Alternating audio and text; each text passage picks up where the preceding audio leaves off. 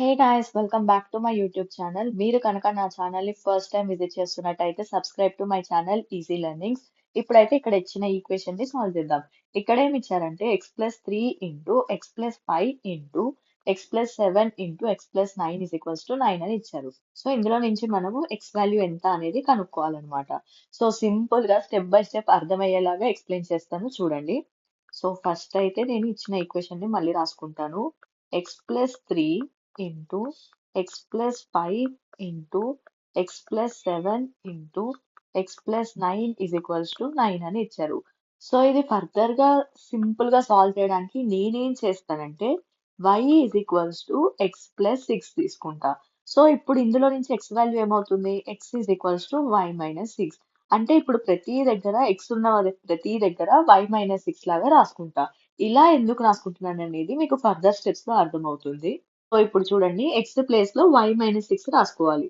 y minus 6 plus 3 into y minus 6 plus 5 into y minus 6 plus 7 into y minus 6 plus 9 equal to 9 అన్నమాట.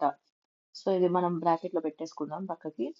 So ఇప్పుడు ఏమవుతుందో చూడండి, ఈ value y minus 3 minus 6 plus 3 ఏమవుతుంది? Minus 3 into y minus 1 అవుతుంది into y plus 1 అవుతుంది into y plus 3 అవుతుంది is equals to 9. అంతే కదా.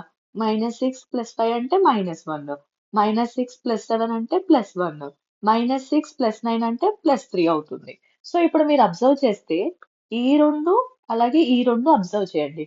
మనకు ఒక ఫార్ములా లాగా ఉంటుంది. ఫార్ములా అది a minus B into a plus B is equals to ఏమవుతుంది? A square minus B square అవుతుంది. ఇలా ఫార్ములాలో రావడానికి నేను ఇలా కన్వర్ట్ చేసుకున్నాను అనమాట. ఇప్పుడు అర్థమైందా నేను x is equals to y minus 6 అని ఎందుకు తీసుకున్నాను? సో ఇప్పుడు మనకి ఈజీగా సింప్లిఫై చేసుకోవచ్చు అనమాట. సో ఈ రెండు సింప్లిఫై చేస్తే ఏమవుతుంది? y square minus 3 square into y square minus 1 square is equals to 9. So ఇదేమవుతుంది?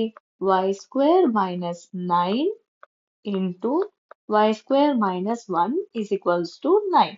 So ఇది ఫర్దర్ గా మళ్ళీ చాలా సింపుల్ గా సాల్వ్ చేయడానికి నేనేం చేస్తానంటే కాన్స్టెంట్స్ ఉన్నాయి కదా, వీటిని యావరేజ్ తీసుకుంటా. అంటే 1 ప్లస్ 9/2 అప్పుడు ఏమవుతుంది? 10/2 అంటే యావరేజ్ ఎంత వస్తుంది? 5. సో ఈ 5 ని నేను ఎలా యూజ్ చేసుకుంటానంటే y square is equals to R plus 5. అంటే y స్క్వేర్ ఉన్న ప్రతి దగ్గర నేను r ప్లస్ 5 లాగా రాస్తాను అనమాట. సో అప్పుడు ఏమవుతుంది? r plus 5 minus 9 into r plus 5 minus 1 is equals to 9. So ఇది ఫర్దర్ ఏమవుతుంది? r ప్లస్ 5 మైనస్ 9 ఎంత? Minus 4 into r plus 5 minus 1 అంటే ప్లస్ 4 అవుతుంది ఈజ్ ఈక్వల్స్ టు 9. సో మళ్ళీ ఇందాక ఫార్ములా లానే వచ్చింది, a minus B into A plus B. అప్పుడు ఏమవుతుంది? A square minus B square అవుతుంది ఈజ్ ఈక్వల్స్ టు 9. అంటే R square minus 4 square is equals to 9. So ఇప్పుడు ఏమవుతుంది? ఆర్ స్క్వేర్ మైనస్ 4 స్క్వేర్ అంటే 16 equal to 9. So R square is equals to దీన్ని RHS కి పంపిస్తా, 9 ప్లస్ 16 అవుతుంది. So R square is equals to 9 plus 16 అంటే 25. So ఇప్పుడు ఆర్ ఏమవుతుంది? ప్లస్ ఆర్ మైనస్ 5 అవుతుంది. సో ఆర్ వాల్యూ వచ్చేసింది. ఇప్పుడు మనం ఏం చేయాలంటే ఈ ఆర్ వాల్యూని తీసుకెళ్లి ఈ వై వాల్యూలో సబ్స్టిట్యూట్ చేయాలి. అప్పుడు మనకి వై వాల్యూ వస్తుంది. So Y square is equals to R plus 5 అన్నది కాబట్టి first R is equals to minus 5 అనుకుందాం. So Y square is equals to minus 5 plus 5 అంటే y square is equals to 0 అంటే y is equals to 0 వస్తుంది అనమాట. So ఇంకో condition ఏంటిది?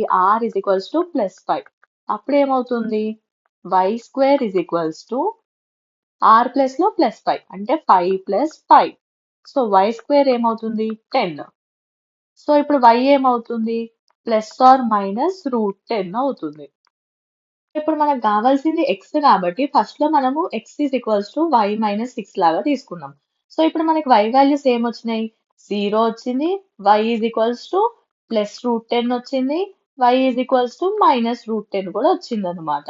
So ఈ మూడు వాల్యూస్ ని మనం ఇప్పుడు ఇందులో సబ్స్టిట్యూట్ చేస్తే మనకి x వాల్యూ వస్తుంది.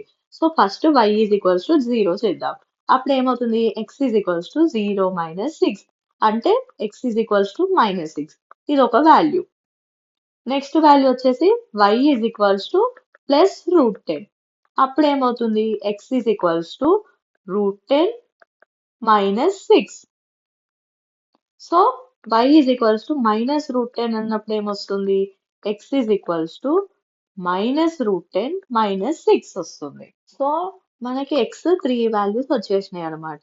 ఒకటి -6, ఒకటి √10 -6, ఇంకోటి -√10 -6 అనమాట. యాక్చువల్ గా మీరు ఇక్కడ అబ్జర్వ్ చేస్తే మనకి ఎక్స్ వాల్యూ అనేది 4 టర్మ్స్ రావాలన్నమాట. కానీ మనకు ఓన్లీ 3 టర్మ్స్ వచ్చినాయి. సో ఇదే అన్నమాట మ్యాథ్స్ లో ఉండే మ్యాజిక్. సో మనకి లాస్ట్ ఆన్సర్ వచ్చేంత వరకు మనం ప్రెడిక్ట్ చేయలేము ఆన్సర్ ని. సో కొన్ని ప్రాబ్లమ్స్ లో మాత్రమే ఇలా కన్ఫ్యూజ్ చేయడానికి ఇలా ఇస్తారు. సో మీకు కనుక ఈ వీడియో నచ్చినట్టయితే లైక్ చేయండి, షేర్ చేయండి, సబ్స్క్రైబ్ చేయడం మాత్రం మర్చిపోకండి.